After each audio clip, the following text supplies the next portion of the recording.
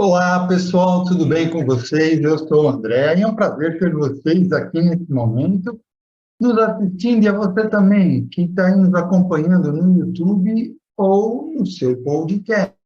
Estamos começando mais uma aula do Praticadamente e hoje teremos uma roda de conversa com os participantes e com a nossa diretora Lilian Flego. E o tema de hoje é o trato de adolescente com a hipnose. Vamos aí verificar talvez a importância dos pais e onde eles entram na terapia, também qual a melhor abordagem e qual a sua experiência que está aqui também em torno do assunto. Mas antes de passar a palavra para a nossa diretora, eu só gostaria de lembrar a todos que estamos em todas as mídias, como o WhatsApp, o Instagram, o Spotify, o YouTube e no Facebook. Sigam praticadamente e compartilhem. Agora eu passo a palavra para você, Lilian. Tinha esquecido de desligar o som. Boa noite a todos. É uma alegria estarmos todos reunidos aqui, né, com um tema bem interessante como esse. Quem estiver ouvindo aí em outro momento a gravação, um bom dia, né? E boa tarde, não sei a hora, mas o que importa é que nós vamos entrar nesse tema tão interessante que é o trato de adolescentes com a hipnose. E hoje aqui nós vamos conversar sobre esse assunto, né? Qual a melhor abordagem, se inclui os pais na terapia. Mas para isso, eu trouxe aqui um dado interessante, que é a definição, segundo a OMS, de adolescência. A Organização Mundial da Saúde, ela define o adolescente como sendo um período de vida que começa aos 10 anos e termina aos 19 anos completos. Para a OMS, a adolescência é dividida em 3 fases: pré-adolescência, de 10 a 14, adolescência, de 15 aos 19, completos, e juventude, de 15 aos 24 anos.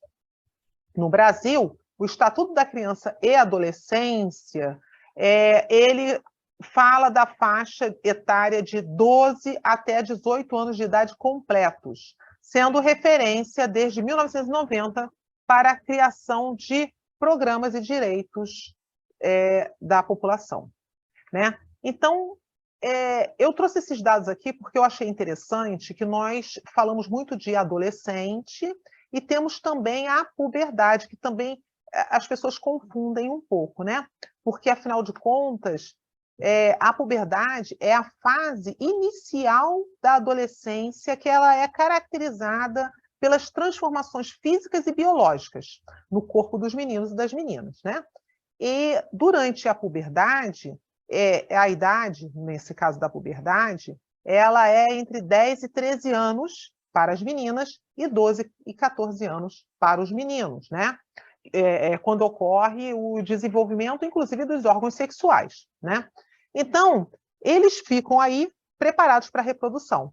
Já a adolescência é um marco de mudanças, né, com relação às relações sociais, né, mudança social. Então, tendo em vista esse detalhe da adolescência, esse detalhe da puberdade, eu gostaria de aqui trazer para a nossa conversa como esse trato, se vocês aqui têm experiência, quem tem experiência com adolescente, o que vocês acham interessante pontuar, para que as pessoas que vejam essa aula aqui, que é uma aula que cada um vai trazer a sua experiência, né, possam assim ter como referência para ajudar em alguma situação com relação à terapia ou até a busca de terapia para o próprio adolescente que esteja vendo ou os pais dos adolescentes, né?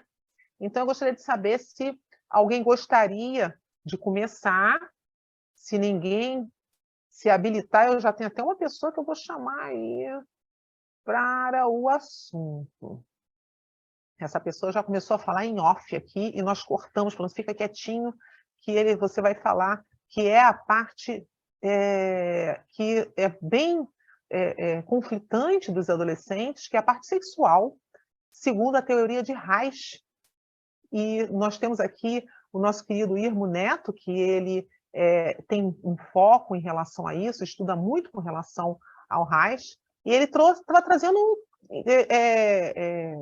uma visão muito interessante, porque, afinal de contas, Reich ele já estava muito à frente do século dele, na época que ele nasceu, e hoje ele continua à frente. Né? De que período é que é Reich, Irmo? Olá, boa noite a todos.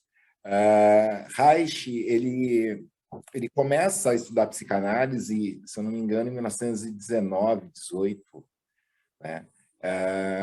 E ele se depara com a parte da sexologia, que na época dele não era muito estudada, e ele começa a trabalhar muito isso quando ele lança a função do orgasmo, se eu não me engano, em 1922, entre 22 e 24, não lembro agora de cabeça. Mas em 1928, ele já tinha a ideia de educação sexual, porque ele falava que grande parte da neurose que ele atendia nos consultórios, nas clínicas populares de Viena, vinham das repressões sexuais, né? E essas repressões sexuais era causada por desinformação até da família. Então ele falava assim, então vamos começar a ensinar os jovens para que os jovens consigam também ensinar os pais, né? A ideia dele era uma disseminação a respeito da educação sexual, porque ele falava o seguinte, a partir do momento que a pessoa se conhece e respeita a sexualidade dela mesma e dos outros, grande parte da neurose que ele encontrava desapareceria, né? E hoje é engraçado isso, porque é tabu até hoje, né, pais falarem com filhos sobre sexualidade, né? Ainda mais hoje, que nós temos aí mais de 70 tipos de gênero, é o que eu falo, antigamente ficava muito fácil, né? Você ia numa sorveteria, você tinha 3 sabores, né? Que era o que tinha antigamente. Hoje você entra, tem 70 sabores. Então é mais difícil uma pessoa, às vezes, se encontrar, né? Saber o que ela é. Porque hoje ela pode ser o que ela quiser. Porém, o que eu estou vendo muito é que ela tem muito mais necessidade de mostrar aos outros o que ela é do que ser o que ela está falando que é. Né? Então, esses conflitos, Reich trabalhou muito, muito, muito. Foi a primeira fase dele, né, que está dentro ainda da psicanálise, e ele trabalhou demais isso.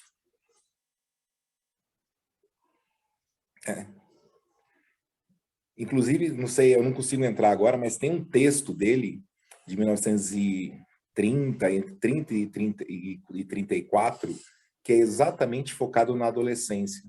Quem procurar aí vai achar o Wilhelm Reich nessa fase, um texto ligado à adolescência que ele lançou dentro do Partido Comunista. E aí o Partido Comunista não queria publicar, ele acabou criando uma gráfica e publicando esse texto. Que ano isso? Eu acho que é 1934, entre 30 e 34. 1934? 1930 a 34. Então, agora você vê, naquela época já era um assunto difícil, né, e polêmico com relação a falar sobre a parte sexual, né? Hoje, com toda a evolução, como você falou, com toda a facilidade e com todas as opções que nós temos, se torna complicado, porque eu achei bem interessante essa colocação tua, de que o problema não as pessoas estão mais preocupadas em mostrar aos outros as questões com relação à sua sexualidade do que se conhecer e olhar para si, né? Com relação a isso, que é muito importante. Eu percebo, quando eu vou atender o adolescente, que normalmente ele tem não se conhece em nada. Né? Imagina, ele está saindo da infância, em que ele tinha né, estamos falando de modo generalizando, mas que ele, na infância, ele teria tudo mais fácil, porque o adulto leva para ele, o adulto leva ele aos lugares, o adulto proporciona para ele, né? E aí ele começa a entrar numa fase em que ele tem que começar a se virar sozinho, a maioria, né? Tanto com relação a se arrumar, como com relação à alimentação e outras coisas mais, as escolhas, né? Coisas que ele não estava acostumado. Ele não estava acostumado a fazer escolhas. E ele tem que saber fazer escolhas. E ele tem que se responsabilizar pelas escolhas feitas. E isso dá muito medo. Imagina, nós adultos, os adultos que têm conhecimento, já têm medo das escolhas, de fazer as escolhas, e têm medo da consequência de suas escolhas. E Imagina um jovem. Você Pode falar. acredita que eu estava vindo hoje para casa e eu lembrei de uma... Teve um dos episódios do Big Brother, né, em que um cara começou a abraçar muito uma menina e tal, eles tinham bebido e tal, e aí o público inteiro começou a falar que ele estava abusando dela, que não sei o quê, papapá, e que ele devia ser expulso por causa disso, que ele abusou dela, tal. E a Globo chamou ela, né, no privado e falou, olha, aconteceu isso, ele abusou de você. Ela falou assim, não, eu estava bebendo, ele estava bebendo e eu permiti que ele fizesse aquilo. Eu permiti. Uhum. Então não teve abuso. Aí todo mundo, não, mas foi abuso. Ela falou assim, gente, quem tem que decidir se foi abuso ou não fui eu. Eu estava bebendo junto com ele estava me abraçando, eu também deixei. Eu abracei também e estava curtindo. Eu achei aquilo uma maturidade emocional dessa menina muito grande, né? Porque hoje as pessoas, simplesmente os jovens, em que pese eles terem ganho muito da internet, eles conseguem se conectar muito, eles perderam essa parte do tato, né? Até que ponto um abraço é só um abraço e quando um abraço deixa de ser abraço? Eu me sinto incomodado quando uma pessoa me abraça. Tá, mas se sente incomodada por quê? Ninguém faz essa pergunta, entendeu? Porque o problema não está no abraço do outro, às vezes está em mim, né? E o jovem, muitas vezes, ele está passando numa fase que ele tá saindo de uma situação onde ele era o bonitinho da família, o protegidinho da família, e ele começa a ser visto pelos outros adolescentes, pelos outros jovens, né? E aí entra aquele conflito, ele é bonitinho com a mãe, né? Para as meninas do colégio, nem tanto. Aí começa o dilema, será que eu sou bonito, será que eu não sou bonito? Essas espinhas estão me atrapalhando, não estão me atrapalhando, né? Então, assim, o primeiro beijo, né? Como é que vai ser o primeiro beijo? Beijo quem? Né? Beijo como? Entendeu? Então, é bem interessante. É exatamente isso. Isso que você falou fase de descoberta, né? O jovem, ele está assim, com os hormônios à flor da pele, ele está se transformando, o menino está ganhando voz grossa, a menina está ganhando peito, está ganhando a parte mais sensual. Então, assim, é uma transformação que muitas meninas começam a ganhar muito peito, eu não quero tanto peito, e aí não para de crescer o negócio. E assim vai, entendeu? E eles começam a ter um monte de complexo, entendeu? E é muito bacana você ver os dilemas, porque são dilemas que nós vivemos. Será que fulana gosta de mim? Será que se eu chegar nela e tomar um fora, o que eles vão falar? Vão tirar sarro, não vão tirar sarro? Então o jovem tem essa necessidade de se encontrar, né? É um momento de transição onde ele vai se encontrar dentro do meio social. Ele está saindo do seio familiar e está indo para o meio social, né? E aí tem todos os conflitos do meio social. É verdade. Isso que você falou é interessante, porque, na verdade, o que acontece? Vem aquela situação dele querer pertencer ao grupo, né? Se socializar, e aí ele nunca observou, por exemplo, que ele é muito baixo, ou que ele é muito alto, ou que o pé é grande, ou que está falando mais grosso, e os colegas vão chamar atenção sobre isso, que ele não observou, e que às vezes a família também nem olhou, mas os colegas brincam. E aí entra aquilo de talvez ser um bullying, né? E aí ele começa a querer se colocar no grupo e, ao mesmo tempo, entra num conflito. E alguns ficam muito tímidos, outros já são mais extrovertidos. E, ao mesmo tempo, dentro desse contexto todo, tem a situação de com quem ele vai conversar sobre isso, né?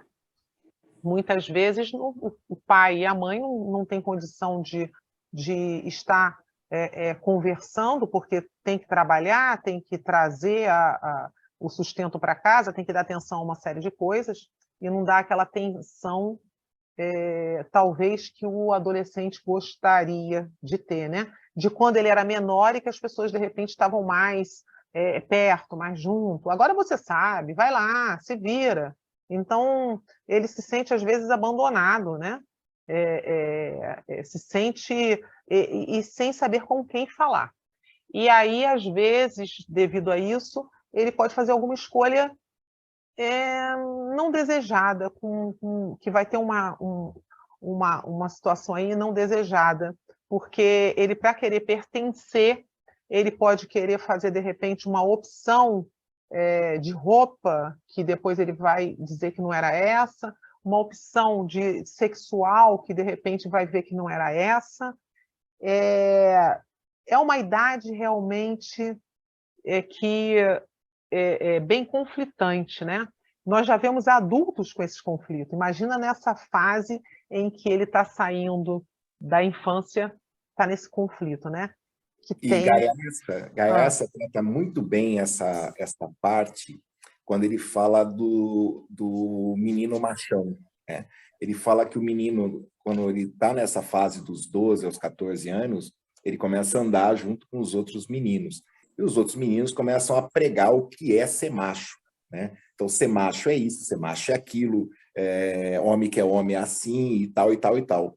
E homem trata a mulher assim, homem que é muito sensívelzinho, é boiola, e assim começa. Então, Gaiarsa trabalha muito essa questão do machão, né? Do machão de bando. Então, ele fala assim, como não tem uma educação sexual em casa, né, ele acaba tendo essa educação na rua. E tendo essa educação na rua, ele vai ganhar os conceitos, né, que são dominantes no meio social que ele está vivendo. Não o conceito que você, dentro da sua família, tem, às vezes, com a sua esposa, às vezes, entre a sua mãe e entre sua mãe e seu pai, seu avô e sua avó, ele vai ganhar conceitos diferentes.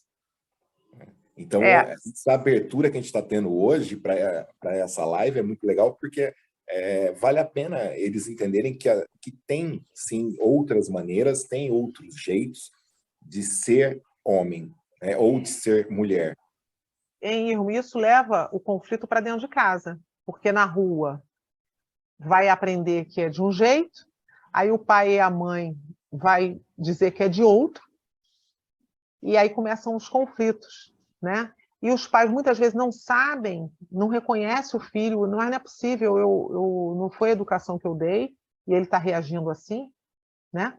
E aí começam uma série de conflitos. Junto com isso tudo, o adolescente ele está com o corpo dele em ebulição, o humor não sabe por que uma hora está irritado, uma hora, né, que os hormônios todos, né, começam a transpirar mais, não precisava tanto de usar desodorante, agora tem que usar desodorante, justamente por causa dos hormônios. Então, tem uma série de mudanças muito interessantes e que, muitas vezes, alguns, até o pai ou a mãe, ainda leva no médico, tem um acompanhamento para toda essa transformação, porque exige um acompanhamento médico, né? Mas alguns não têm esse acompanhamento para tirar dúvidas ou para se conhecer melhor, né? Para ver que é uma fase, vamos dizer assim, natural e importante da vida. E assim, é interessante porque isso tudo leva também aos conflitos psicológicos que às vezes faz aquele jovem a começar a ter questionamento e às vezes a não se alimentar de forma adequada, entrando às vezes numas manias, entrando de repente num toque, entrando de repente numa automutilação, e uma série de coisas simplesmente porque eles não conseguem expressar o que eles estão sentindo. Não tem como. Pois não, Gisele. Quando você começou a falar, e até o Irmo, né, falando um pouquinho sobre sexualidade, paz, é importante a gente ressaltar no atendimento ao adolescente, também o atendimento aos pais. Porque muitas vezes a geração dos pais não teve a educação emocional, não é só sexual, é a educação emocional mesmo, que precisava ter recebido. Porque lá antigamente não se falava sobre essas coisas, eram tabus muito fortes. Então, a sexualidade, amigos e tudo mais. Então, era aquela coisa assim, é melhor omitir a informação do que debater, do que falar com elas.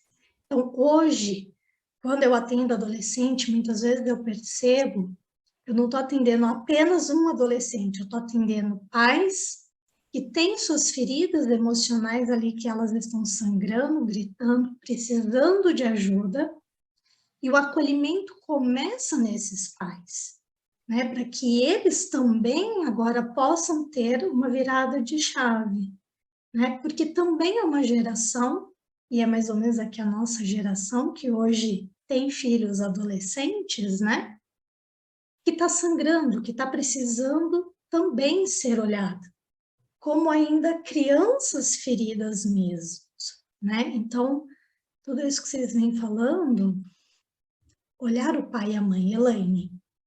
Oi, boa noite para quem eu não falei. Pegando a fala, anotei aqui, né, da Lilian, em que ela diz assim, às vezes o adolescente não tem com quem falar. Eu trabalhei com adolescentes em colégio por 9 anos, então, assim, e como coordenadora pedagógica e sendo dessa área, né, de saúde mental, eles me procuravam muito. E, às vezes, não para questões de colégio, né, pedagógicas, mas para questões deles mesmo. E, então, às vezes, era uma crise, tá, posso ficar aqui com você? Eu, tá bom, vem para cá, o que houve? Né? Esse acolhimento que é importante. E, assim, hoje eu atendo até bastante adolescentes, e o que eu percebo foi, assim, o que a Gisele falou. Eu fui atender um caso de uma indicação de um outro colégio, de mutilação, tal, e aí a mãe fez o primeiro contato comigo, né, tal, e aí depois eu fiz contato com a adolescente, conversei, tal, beleza. Por fim, ela falou assim, depois, doutora, é grave o que a minha filha tem? Aí eu falei para ela assim, ó, eu tive o primeiro contato com ela, eu não posso dizer se o que ela tem é grave ou não é, tal. E aí ela falou assim, não, porque eu já falei com ela, que eu vou reduzir, eu não vou mais trabalhar tanto para poder dar atenção a ela, mas que nem tudo que ela me pedir agora eu posso dar. Aí eu falei para ela assim, vamos fazer o seguinte, procura você também alguém para conversar, para você saber como você vai lidar com ela frente às crises. Porque em cima de uma crise, a mãe estava criando outra. Aí eu fiquei pensando assim, gente, chegar no Natal, essa menina vai pedir uma roupa, esse adolescente vai pedir uma roupa, a mãe vai dizer assim, mas eu não posso te dar porque eu parei de trabalhar para ficar perto de você. Então é um conflito gerando outro conflito. E aí, quando vem essas questões, né, com quem falar? Pais despreparados. Um outro caso que eu peguei também é só em receber o adolescente, a mãe quis vir me conhecer, porque também foi uma indicação, aí eu expliquei qual seria a minha proposta com o adolescente e tal, aí eu falei assim, mãe, você tem alguma coisa para dizer? Ai, eu não quero falar, porque eu já começo a chorar. Aí ele olhou para a cara da mãe, olhou para a minha cara, tipo assim, o problema não sou eu, né? Não sou eu, você tem que cuidar dela, né? e tal. E aí eu estou ainda num processo ainda de uma aliança terapêutica com ele, mas a gente já está conseguindo algumas coisas, tal, para poder o quê? Amenizar o ambiente em casa. E assim, os adolescentes, eles vivem conflitos e caem no nosso consultório, mas os pais sempre fazem isso, apontam o dedo. É ele, é ela, e nunca acha que está com ele o problema. Nunca se vê dessa forma. E pegando a fala do Irmo com relação ao machão, gente, eu vivi uma experiência assim fantástica. Ano passado eu fui fazer o Novembro Azul numa empresa. E aí eu distribuí papel para escrever crenças relacionadas a machismo. Olha, sabe, eles botaram mesmo para fora, distribuí papel e caneta, quase 60 homens, e eles escreveram tal. E depois eu fiz uma técnica de grupo para eles se libertarem daquilo ali. Por quê? Essa questão do machão, do homem não chora, o homem não expressa sentimentos, né? E quantos conflitos a gente encontra por causa do ambiente que foi criado e que já se tornou cultural, né? Exato. Então, agora a gente para e pensa, adolescentes já vivem os conflitos fisiológicos, que já é uma doideira, né? Já é uma doideira por natureza.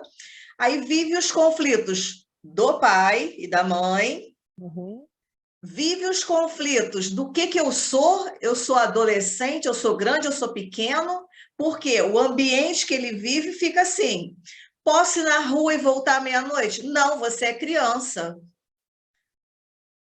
Arruma a sua cama, você já é adulto. O que eu sou? É isso aí. Né? Então, assim, eu me identifico, amo lidar com adolescentes, gosto realmente, sabe? E a gente, assim, e eu entro, quando eu atendo adolescente, eu entro na linguagem deles. Eu fui atender uma menina que eu tive que aprender a entrar no mundo acho que é anime. Animes. Animes. Eu tive que ir para lá. Que é isso? Que a linguagem dela era essa. E eu falei assim, não, eu tenho que criar uma conexão com ela. E fui lá conhecer. Outro adolescente que eu atendi, ela se identificava com personagens de séries coreanas. Eu fui assistir séries coreanas para ver qual era o contexto. Então, assim, já que hoje a gente está falando de adolescente, de hipnose, né, como aplicar, é muito tranquilo, já apliquei, tá? E é assim, show de bola. É bem importante isso que você falou. Eu, quando atendo, eu acho importante conversar com os pais também, né? Como você falou, porque normalmente são os pais o grande, vamos dizer assim, estopim, né? Da situação toda, né? E é importante os pais terem esse olhar e o ideal seria os pais também fazerem terapia, né? Normalmente eles não fazem, normalmente eles estão muito preocupados, pelo menos os que eu tenho pego, com o trabalho e ao mesmo tempo se sentem culpados porque não conseguem dar aquela assistência, né? Dar a conta que eles gostariam de dar, e aí eles ficam meio perdidos, né? Mas isso que você falou é bem interessante. Que isso daí, como você falou, vai para a vida adulta, levando toda essa bagagem, né? Como você pegou na empresa lá, em que vem com uma série de situações, né? Um monte de homens com crença, porque eles aprenderam, né? E interessante que às vezes isso conflita com a educação em casa. Né? Sim, às o vezes, ambiente. Os pais, às vezes, eu não entendo, meu filho está agindo assim, ou minha filha está agindo dessa forma, e eles, né, não sei o que fazer. Eu achei bem interessante isso que você trouxe, e muito importante também. Muito obrigada, gratidão por compartilhar, porque realmente ajuda muito as pessoas que estão aí procurando, querer. Até tem gente que não sabe que uma boa terapia não precisa ser algo nada tão extenso, algo tão profundo, dá o acolher e ao conversar e ajudar esse jovem a colocar em ordem o pensamento dele, ele já vai conseguir, de uma certa forma, caminhar, né? E assim, só para fechar aqui, uma coisa que eu já pego de cara com eles, né, que eu ganho a confiança deles, eu já falo assim, olha só, aqui é o único lugar que você pode falar mal da sua mãe e do seu pai, porque eles não vão saber. Com certeza, isso é importante. Pode falar mal, porque eu sei que o problema está lá. Sim, com certeza, é verdade. Só pode falar mal do seu pai e da sua mãe, porque eles não vão saber, tá? É verdade. A conversa só aqui entre a gente. É verdade. Se você Isso quiser é importante. contar, E assim, aí eles se abrem muito, muito, que você já ganha a confiança deles, por quê? Às vezes você vai pegar alguém que você conhece o adulto daquela família. Aí eu falo assim, eu vou falar mal da minha mãe, ela conhece minha mãe, conhece meu pai, aí eu falo, ó, pode falar mal, tá? E aí a gente vai buscar, acho que todos aqui que já atenderam, sempre tem pai, mãe metido nessa confusão. Sempre. É verdade. Eu vou ler aqui no chat, a Marcinha colocou aqui. Há muitos casos em que a iniciação sexual é saudável, porém, há casos em que o acesso da pornografia entra antes da primeira experiência e acabam deturpando de como o sexo deve ser. Há casos também onde os menores, para serem aceitos por um grupo, sofrem abusos de outros meninos. Há também o abuso de mulheres adultas que acham que a reação fisiológica do menino diz que o menino está atraído sexualmente também. A Márcia continuou. Conheço um caso próximo em que a psicóloga disse que se a mãe não se tratar, não terá sucesso significativo com seu filho. É exatamente isso. E é bem interessante colocar também, aproveitar que a gente está falando de adolescente, que o grau hipnótico de uma pessoa é de nascença, né? Então, a pessoa que tem um grau hipnótico alto, ela nasce com um grau hipnótico alto, né? A gente pode pegar uma pessoa que tem um grau hipnótico baixo e melhorar um pouco esse grau hipnótico, mas a gente nunca vai conseguir transformar, por exemplo, uma pessoa que é letárgica numa pessoa sonambúlica. A gente pode chegar a ela pré-sonambúlica, mas nunca sonambúlica. E nunca vai pegar uma pessoa sonambúlica e transformar ela em êxtase. A gente pode chegar em pré-êxtase. Né? Então, o grau hipnótico, ele é igual, né? Eu falo que é igual ao jogador de futebol. Tem aqueles que nascem craque, tem aqueles que nascem bom e aqueles que nascem perna de pau. Né? Então, assim, o grau hipnótico é a mesma coisa. Então, o adolescente, ele passa por certos conflitos também na adolescência, porque é uma fase onde o grau hipnótico também está sofrendo a maturidade, né? Ele está deixando a mente, que seria mais um cérebro trabalhando mais em alfa, para um cérebro que começa a trabalhar em beta. Porém, esse cérebro que começa a trabalhar em ondas mais baixas continua com grau hipnótico alto. E ele não sabe lidar com isso. Né? Muitas vezes vai falar, eu estou vendo isso, eu sinto isso, eu percebo aquilo, e ele é tido como esquisito. Então, é bom a gente ressaltar o seguinte, o grau hipnótico de uma pessoa nasce com ela e vai se desenvolver ao longo da vida dela em várias situações. Que quanto mais cedo ela aprende o grau hipnótico dela, melhor para ela.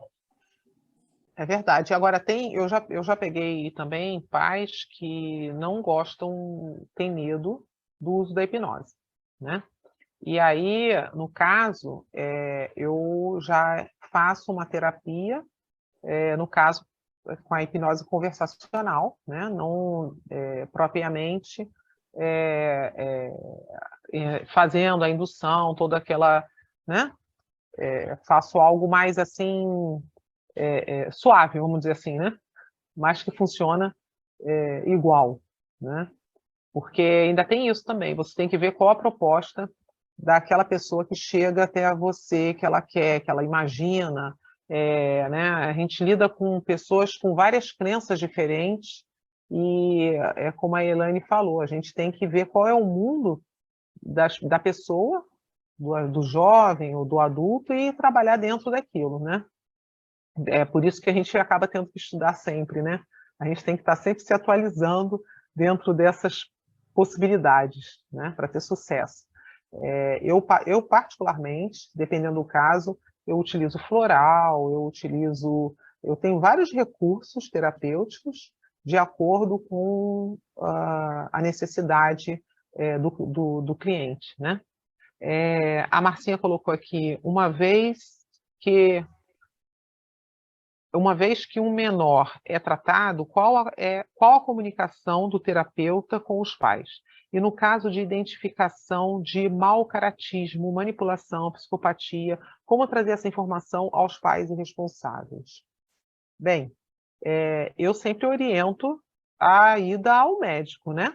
Eu não sei como as outras pessoas trabalham aqui, né? A Elaine, que tem um trabalho mais estreito com o adolescente, mas eu sempre recomendo a ida não só ao médico comum, né, mas também ao psicólogo, de acordo com o caso, psiquiatra, né, fazer os exames necessários, senão não adianta, né? Assim, o que eu combino sempre com eles, né, com adolescente quando eu atendo? Nessa questão de contar ou não contar, eu combino uma coisa com eles. Se for necessário, eu vou precisar conversar com os pais quando eu ver que é uma situação que precisa de um médico. Que eu falo, ó, eu não passo remédio, eu não passo exame, comigo você só vai conversar. Então, se for preciso, eu vou conversar com seus pais para te levar a um médico. E outra coisa, o que importa para mim é a tua vida. Se você pensar em tirar a própria vida, nós três vamos precisar conversar.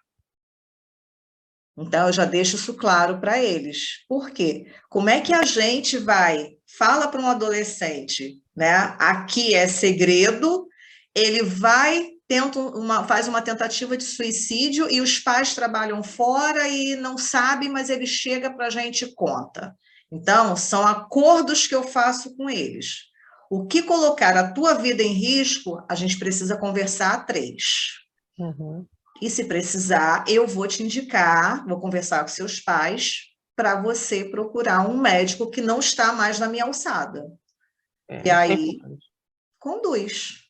Isso daí é muito importante também de ser visto, né? Porque nós sabemos que tem situações que são orgânicas, né? Uhum.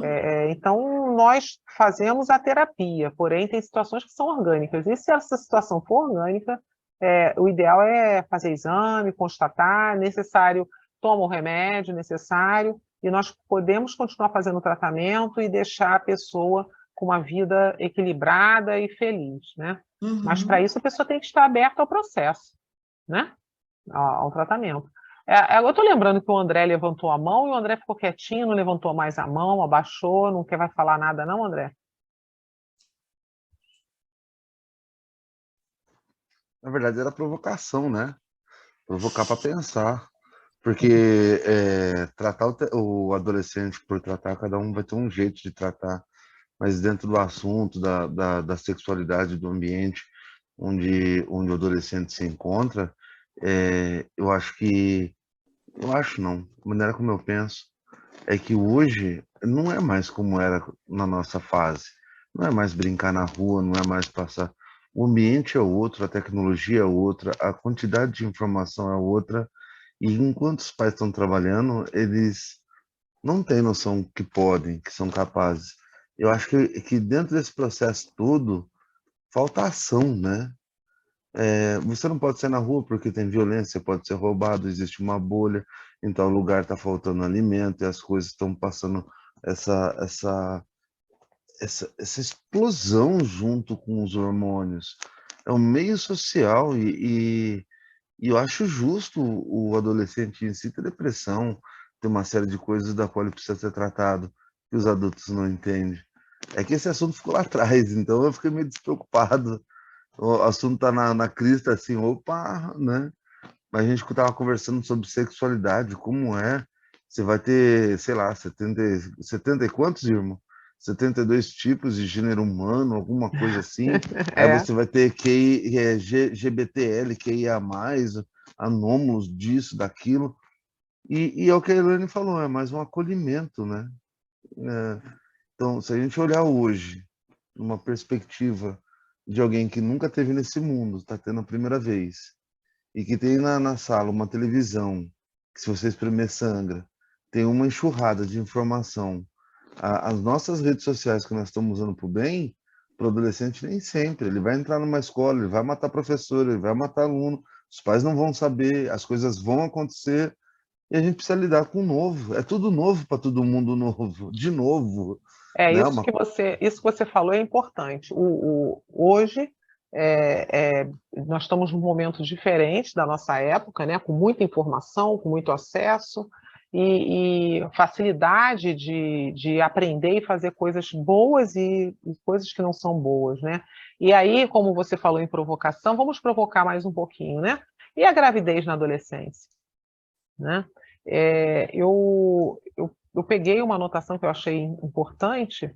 No Brasil atual, a gravidez precoce tem se transformado num grande problema de saúde pública, com poucas informações e uma vida sexual ativa cada vez mais precoce. Muitas adolescentes estão engravidando numa época da vida em que se encontram despreparadas para assumir as responsabilidades de mãe.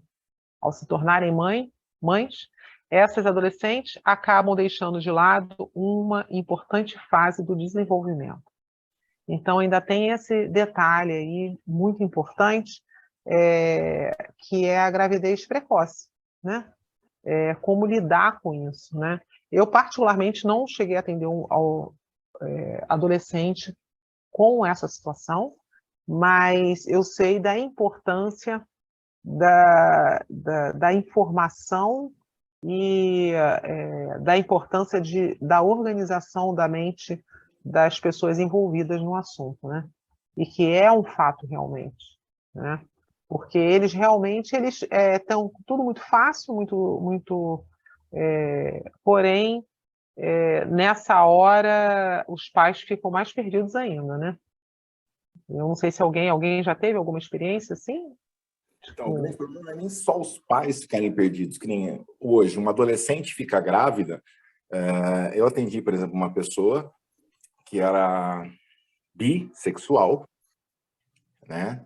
Primeiro se relacionava só com mulheres, depois começou a se relacionar com homem, aí descobriu que era bi, não era homossexual, era bissexual. E depois ela cismou que queria ficar grávida e ter um filho. Eu falei, escuta, você está com 20 anos, você ainda está em processo de descoberta, né?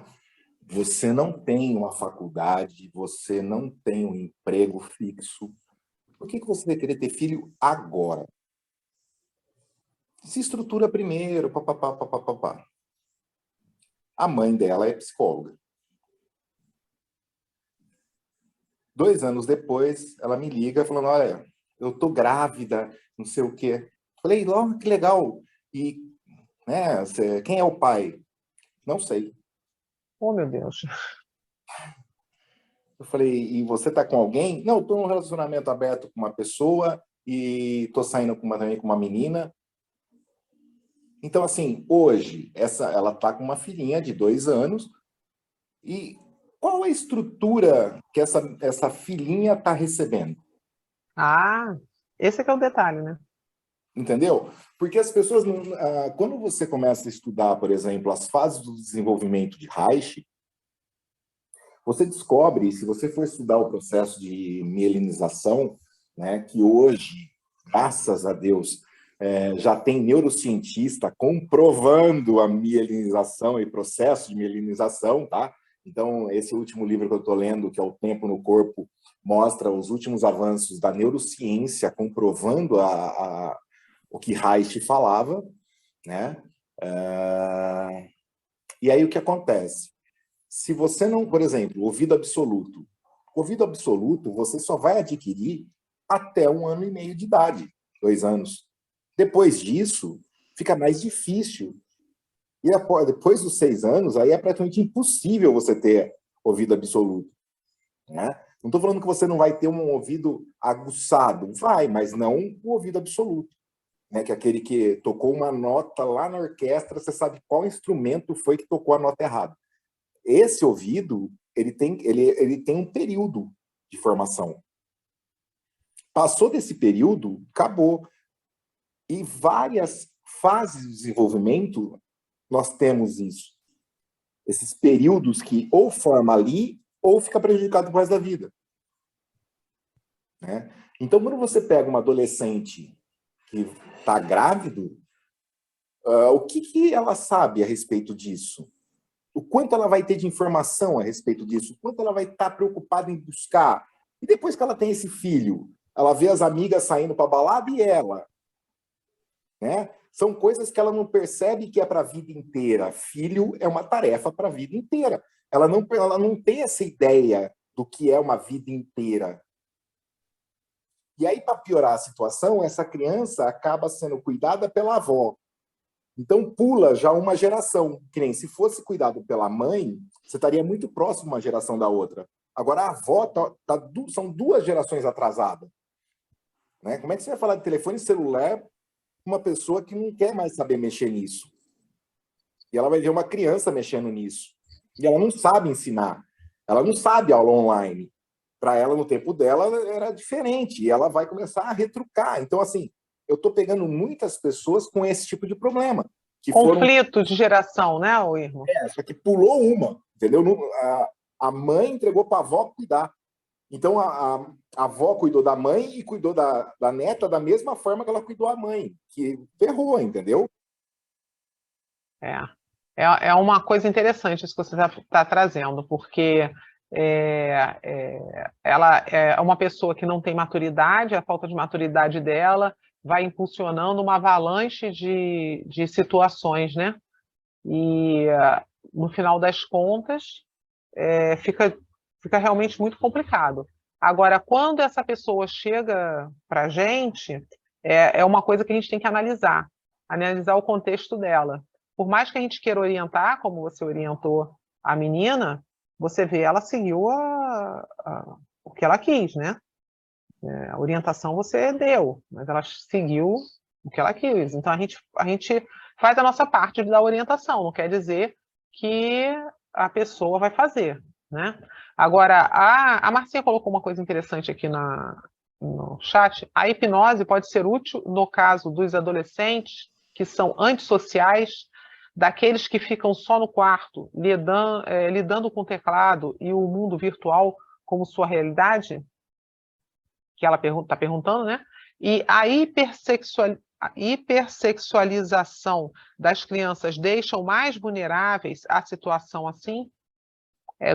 Duas colocações interessantes aqui, né? Então, a hipersexualização da criança, a gente tem que ver o seguinte: a criança, quando tem lá para os 3, 4 anos de idade, ela está saindo da fase fálica para entrar para a fase genital, que é a época que a criança começa a brincar mais com a própria genitália, né? Coçar mais aquela região. Ela vai ter, de novo, um interesse muito grande nessa região na fase da puberdade, tanto homem quanto mulher. A diferença é que o homem não recebe tanta repressão quanto a mulher, né? O homem, quando ele fica, né, excitado, o pai até fala para os amigos, olha lá, tá lá, né? Agora a menina, a hora que fica excitado, né, leva a bronca da mãe e do pai. Então, assim, é complicado isso, porque se você pega, que nem Reich defendia o quê? Se duas pessoas da mesma idade, né, 2 crianças da mesma idade, estão ali se explorando, é para deixar, porque elas têm o mesmo grau de curiosidade. Né? Então você pega uma menininha de 6, 7 anos querendo ver o pirulito do menino, e o menino querendo ver o que a menina tem, são curiosidades deles. Não tem uma sexualidade. Natural da idade, né? Uma curiosidade natural da idade. Mas, Irmo, isso que você está falando é bem interessante, eu concordo plenamente, porém, a gente tem a questão de, às vezes, o adulto ele levar para outro lado, ele conduzir de uma forma mais maldosa, né? Eu Então, estou falando que eu já vi. Aí é brabo, né? Então, o grande problema é o seguinte: a criança, ela tem a ingenuidade de criança, né? Elas têm as curiosidades de criança. Elas não têm os freios sociais que os adultos têm, né? Então, tem que lembrar dos freios, né? Dos freios sociais. Então, assim, nós temos freios sociais como adultos. Elas, crianças, estão começando um processo de descoberta e quando chegar na adolescência, elas vão se deparar com os freios sociais. Mas naquela fase de 7 anos, ela não tem. Ela é assim, você dá 5 balas, ela chupa 5 balas, entendeu? Ela não quer saber se o dente dela vai ficar podre ou não. É verdade. Uhum. Agora, isso eu acho que é uma coisa que a gente tem que estar de olho com relação a isso, né? Com essa parte do adulto, do olhar do adulto, como é que ele está vendo isso e que adulto é esse que está monitorando, né?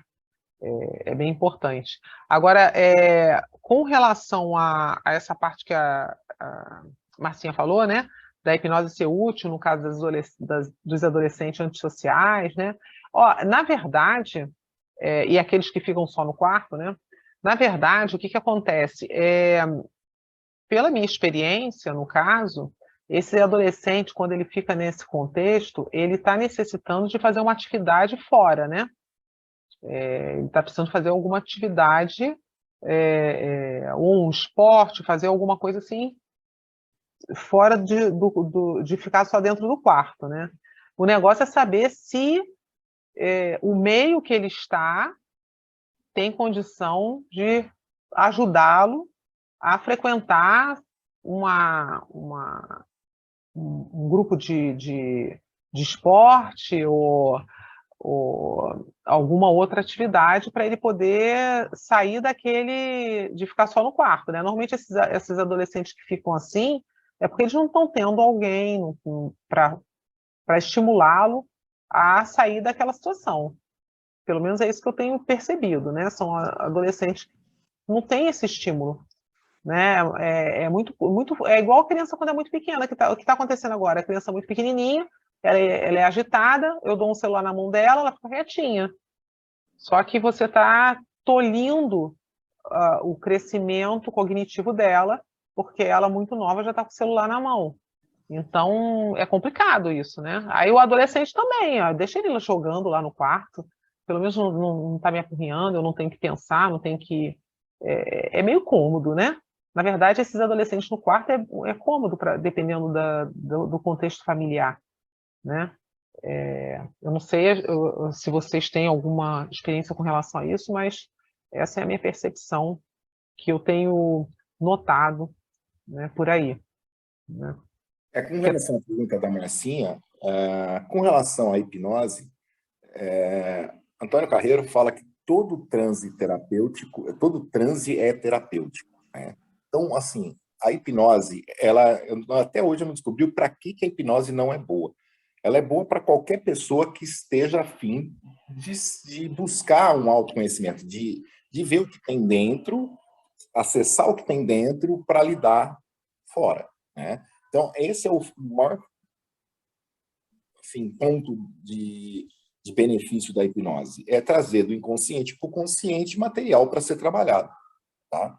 Agora, vai do que a Lilian falou, da busca dessa pessoa. Se ela está no quarto, jogando videogame, falando com pessoas do mundo inteiro ali, jogando, sei lá, dependendo do jogo, né?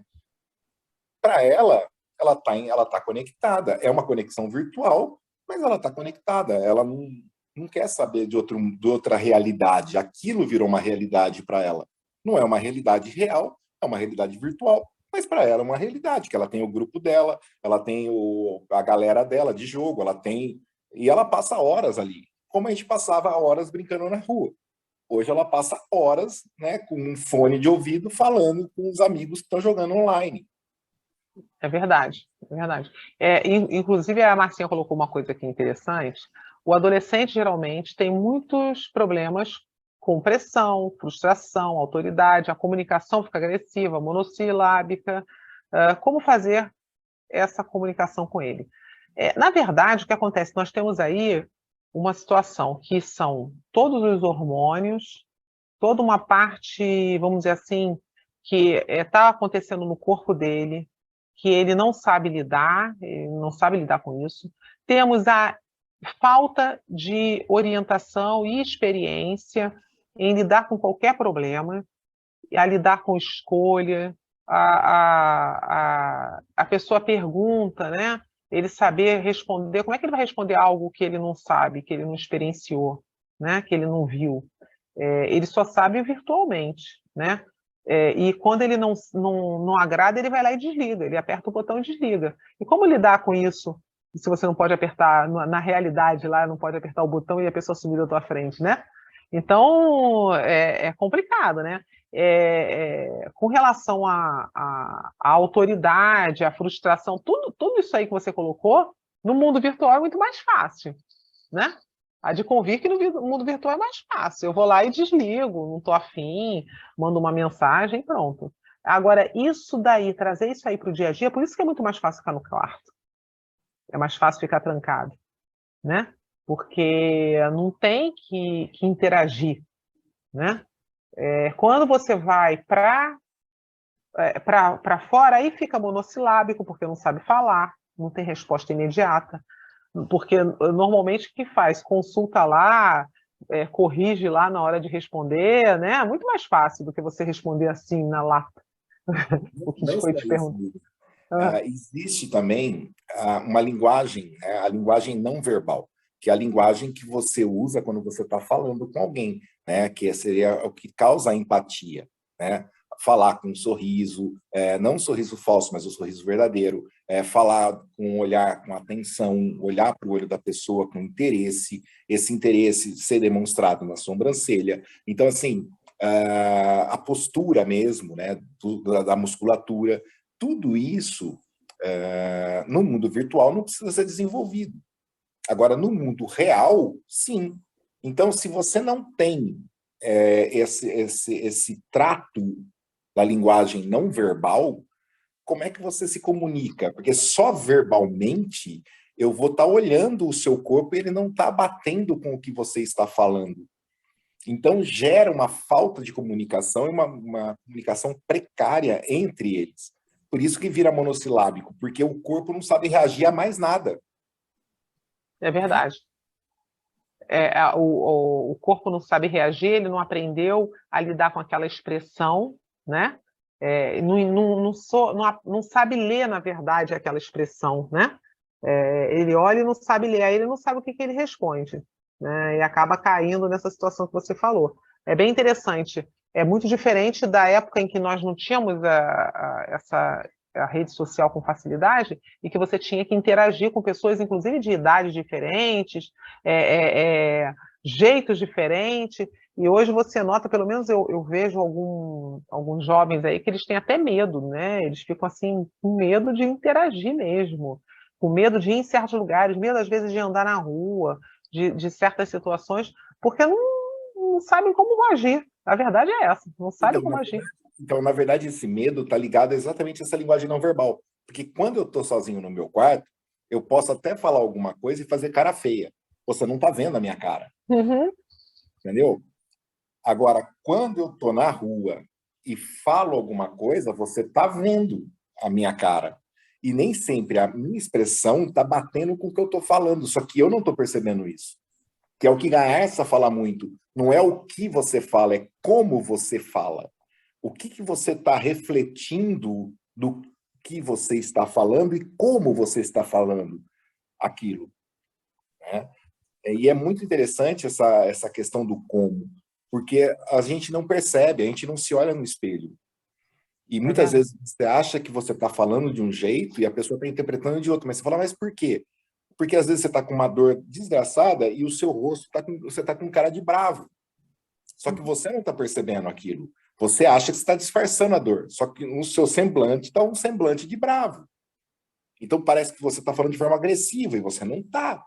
Então é muito interessante quando você começa a reparar isso, porque pessoas que têm um trato com outras pessoas, ela tem um feedback da outra pessoa. Então ela consegue moldar a própria expressão, junto com o que ela está falando.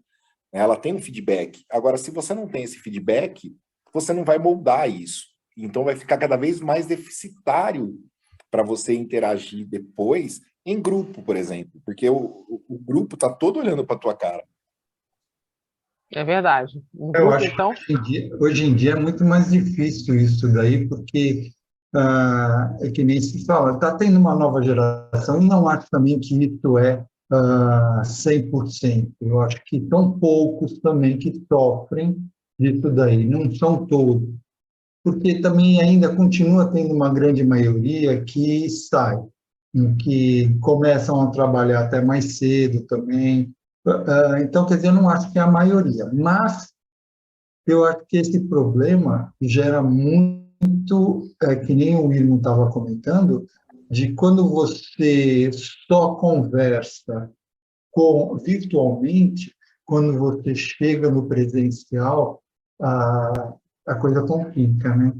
E também no virtual, existe aquele problema de que quando você usa uma frase, ela está escrita, mas ela não está interpretada pela pessoa que falou. Então, eu posso falar muito bem, falar de um jeito nervoso, e escrever de uma forma em que a pessoa vai ler e vai falar, nossa, ele nem está sentindo nada. nem ligou, né, para o que eu falei. E isso eu acho horrível no tocante a emoções que o adolescente acaba não suprindo, né? Esse tipo de emoções. É Fala, verdade. Elaine, em tua mão. Pegando a fala do Andréa, quando ele mencionou o seguinte, a comunicação do adolescente ela é virtual e aí quando está ao vivo tem dificuldade. Vocês já foram numa festa e olharam uma mesa de adolescentes? Eles não conversam, eles continuam no celular. Não conversam. E ontem eu vivi uma experiência muito legal, que a gente tem uma casa em beira de rio, né? E aí a gente recebeu um pessoal lá. E imaginavam que não tinha internet lá em casa. E aí uma criança falou assim, aqui aparece um nome. Aí os adultos falaram assim, mas ninguém vai pegar o Wi-Fi, vocês vieram aqui para ser criança. E não dei internet, não dei senha de Wi-Fi para ninguém. Eles jogaram bola, eles tomaram banho de rio, eles conversaram com a gente, porque eu não dei a senha da internet para eles. Então, mas hoje em dia os adolescentes não estão mais assim. Eles sentam e continuam no celular. Um grupo de adolescentes, uma festa, uma mesa, uma lanchonete, eles não sabem mais. Essa comunicação não está mais acontecendo. É verdade. Infelizmente, né? É uma coisa que a gente vê muito, né? E nós deveríamos, se possível, estimular nossos adolescentes a conversar, estimular a fazer algumas outras atividades para que eles consigam assim, até se conhecer, né? Porque quando você faz uma outra atividade, por exemplo, como você falou, vai jogar bola, vai fazer outra atividade, né? Conversa, toca um violão, troca uma experiência, o que acontece? Você começa a se conhecer e conhecer o outro, né? Saber como lidar com o outro.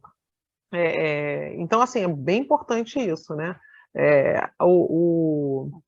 O Josué colocou aqui, estou atendendo uma menina de 16 anos e na ficha de anamnese, quando pergunto qual a sua sexualidade, ela responde, não sei, estou me decidindo. Eu gosto de pessoas e o desespero dela é de como falar isso para a família, porque ela adora uma menina. Então, ela gosta de uma... ela não sabe nem como se expressar, né? Essa que é a verdade, né? Pelo que ele falou aqui, né? Ele está atendendo a menina, ela gosta de uma pessoa, mas ela também não sabe nem como expressar. 16 anos, hein? Né? Aí a Marcinha colocou, pior que os adultos são essa referência para essa geração. Casais também vão jantar juntos e ficam no celular. Infelizmente é verdade, né? Mas esse lado de gostar, eu acho que esse tal negócio de expressar as emoções, eles não estão conseguindo expressar essas emoções. Tanto é que o Josué comentou que a menina gosta de uma outra menina, até aí, tudo bem, qual o problema? Precisa saber qual é a emoção que está aí. Entendeu? E é um gostar, porque eu gosto, eu tive muito amigo, eu gostava dele pela amizade, mas era uma amizade presente, entendeu? Uma amizade em que a gente estava, debatia, brigava e tudo mais. Hoje, se tem uma amizade virtual, que na hora que você começa a ter um gostar, entendeu? Algum interesse em alguma, você não consegue expressar essa emoção. Aliás, você acha que é outra. Você acha que... Exato. E assim, gente, só para vocês entenderem, quando eu fui escrever meu livro em 2012, eu tinha uma questão que todo mundo me perguntava e eu resolvi colocar no livro, né? Se pelo pé dá para saber se uma pessoa é homossexual. E eu fiquei com aquilo na cabeça, fui atrás para estudar isso e coloquei isso no livro. Não, pelo pé não dá para saber se uma pessoa é homossexual ou não, mesmo porque 10% dos mamíferos serão homossexuais. Porque eles vêm com o feromônio trocado. Então, essas pessoas que vieram com o feromônio trocado, e aí eu estou falando da espécie dos mamíferos, né? Então não é só o homem, eles sentem aversão pelo sexo oposto e sentem atração pelo mesmo sexo. Né? Então, para eles, é repugnante beijar uma pessoa do sexo oposto, mas não é repugnante beijar uma pessoa do mesmo sexo. Então, esses 10% são fisiológicos, ou seja, eles têm uma necessidade fisiológica diferenciada. O que está acontecendo hoje é que o que o André colocou é perfeito. Eu não sei expressar o que eu sinto, eu não sei a intensidade do meu sentir e eu não sei o que eu estou sentindo. Então, eu acho que o que eu sinto por essa pessoa é a minha opção sexual. E nem sempre é. Né? Porque, assim, eu também tive vários amigos que a gente abraçava, gostava pra caramba de estar junto, tal, e nem por isso era uma atração física, era uma atração emocional. Eu gostava daquela pessoa. Né? Eu tinha carinho, eu tinha apreço por aquela pessoa. Mas isso não quer dizer que eu queria ter uma relação sexual com aquela pessoa. Né? E, assim, hoje os adolescentes estão confundindo isso. Isso que você está falando é muito importante. Né? O fato de eu ter um amigo, uma amiga, né? Quantas amigas eu tive que eram amigas mesmo. Não tinha assim, eu não tinha interesse sexual naquela pessoa. Isso você está me lembrou. Isso me lembrou uma menina que ela estava relatando que ela, durante 2 anos, ela ficou namorando uma outra menina, gostava muito dessa menina, só que com o passar do tempo, né, ela percebeu que, na verdade, ela não é que ela gostava dessa menina sexualmente, é que ela tinha muitos conflitos na família e ela viu nessa menina uma tábua de salvação em termos assim, a menina dava atenção para ela, a menina conversava com ela, a menina dava supria toda a carência que ela tinha. Só que, com o passar do tempo, ela começou a ver que a relação estava uma relação, vamos dizer assim, tóxica. Né? Ela estava incomodada com uma série de coisas que estavam acontecendo, acabou que ela se separou da menina. Passou algum tempo, aí ela entendeu, devido a essa situação ter ido para esse lado, né? Ficar de um lado meio assim, conflitante, ela percebeu que, na verdade, ela não tinha atração por outra pessoa do mesmo sexo. E aí ela conheceu depois uma outra pessoa e tal, casou, ela está casada até hoje, tem um tempo que ela é casada, mas ela ficou 2 anos com a menina. Só que aí ela viu que, na verdade, sexualmente ela gosta de homem. Então, quer dizer, quantos jovens que não sabem se gosta de homem ou de mulher, ou se gosta dos dois, ou o que é. Às vezes a pessoa confunde, como você falou. né? Sim, hoje eles têm também, a gente tem que levar em consideração também o seguinte, esse fato que vou colocar agora de experimentar é uma coisa natural, tá? Eu prefiro uma pessoa que tem experimentado porque ela sabe o que ela gostou. Assim, a nossa geração teve muita frustração nisso, né? Hoje eles têm mais liberdade com relação a isso. Só que eles estão confundindo liberdade com libertinagem. E aí entra também a falta de responsabilidade, que é natural também do jovem, né? O jovem, ele veio para... Ele tem essa fase de ele romper padrão, ele ir contra o status quo, e é normal do jovem, né? Então, assim, é isso que mantém vivo a sociedade, mantém vivo a mudança social. É verdade. A Elaine até colocou isso. Muitos adolescentes estão só experimentando, ainda não tem definição, é verdade. O Isaías, ele colocou aqui no chat, só para falar das nossas questões naturais e dos adolescentes, já não é tão fácil assim. Imagina como deve ser para eles falar da homossexualidade que surge em suas vidas. Deve ser complicado, com certeza, né? E o Josué completa lá com relação ao atendimento dele, que a menina gosta de meninos também, gosta também de meninos. Ela me falou que hoje ninguém namora mais, só fica com quem gosta, pode ser homem ou mulher, não tem uma definição. Tem muitos jovens nessa situação que o Josué falou, justamente porque eles não sabem, né? Na verdade, não é questão que eles não sabem, Linha. O que está acontecendo é o seguinte, eu fico com alguém que me dá prazer que eu quero ter, né? Não interessa quem seja. Eu quero ter no outro o que eu gostaria que fizessem em mim. Então, eu procuro quem faça. Mas assim, Fernando Pessoa já escreveu isso lá atrás, né? Nunca amamos ninguém, amamos somente a ideia que temos de alguém. Em suma, é a nós mesmos que amamos num corpo estranho. Aí ele continua, né? O que ele quer dizer é o seguinte, isso é natural do ser humano. Sim. Eu não me amo, mas eu amo alguém que tem que me amar. Verdade. E aí, hoje, não está interessando muito quem é esse alguém. Se é do mesmo sexo, se é de sexo oposto. Desde que a pessoa esteja suprindo a minha necessidade, tá bom para mim. É um puro egoísmo. Verdade, verdade. Bem, o assunto está muito bom, mas nós já passamos da hora aqui. Né? Eu vou ler o que o Isaías colocou aqui no chat. Ó. É muito interessante um caso de uma adolescente adulta de 23 anos que atendi, que se dizia homossexual, que gostava de meninas, mas que era casada com um homem. E estava de boa para ela e para ele. E ele sabia da homossexualidade da sua esposa, caso muito interessante. É verdade. É interessante mesmo, hein? Gostei dessa contribuição, Isaías. Interessante porque é mulher. Agora, se fosse a homossexualidade dele, aí o pau comia. Porque é diferente, é verdade. É verdade.